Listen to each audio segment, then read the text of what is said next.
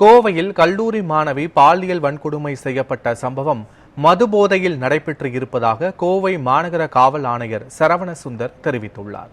கோவையில் இளம்பெண் சுட்டு பாலியல் வன்கொடுமை செய்யப்பட்ட வழக்கு தொடர்பாக கோவை மாநகர காவல் ஆணையர் சரவணசுந்தர் செய்தியாளர்களுக்கு பேட்டியளித்தார்.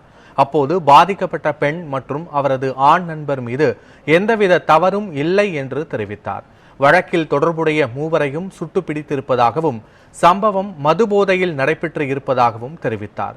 100க்கும் மேற்பட்ட போலீசார் சம்பவ இடத்தில் விசாரணை நடத்தி வருவதாகவும் அவர் கூறினார். பாலியல் வன்முறை சம்பந்தமாக வழக்கு பதிவு செய்யப்பட்டு 7 தனிப்படைகள் அமைக்கப்பட்டன. 7 தனிப்படைகளும் பல்வேறு விதமான எவிடன்ஸ், சயின்டிபிக் எவிடன்ஸ் கலெக்ட் பண்ணி அதுல சில சஸ்பெக்ட்ஸை நேரோவின் பண்ணாங்க. அப்படி நேரோவின் பண்ண சஸ்பெக்ட்ஸ் துடியலூர் அருகில் உள்ள வெள்ளக்கிணறு என்ற ஏரியால பதுங்கி இருக்கிறதா ஒரு ஐஓக்கு தகவல் ஐஓ அங்க போய் அவங்களை செக்யூர் பண்ணும்போது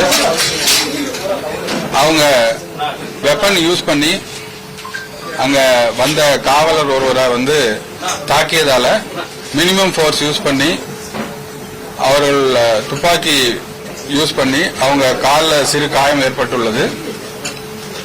இது சம்பந்தமாக 3 அக்யூஸ்ட் அரெஸ்ட் செய்யப்பட்டுள்ளார்கள்.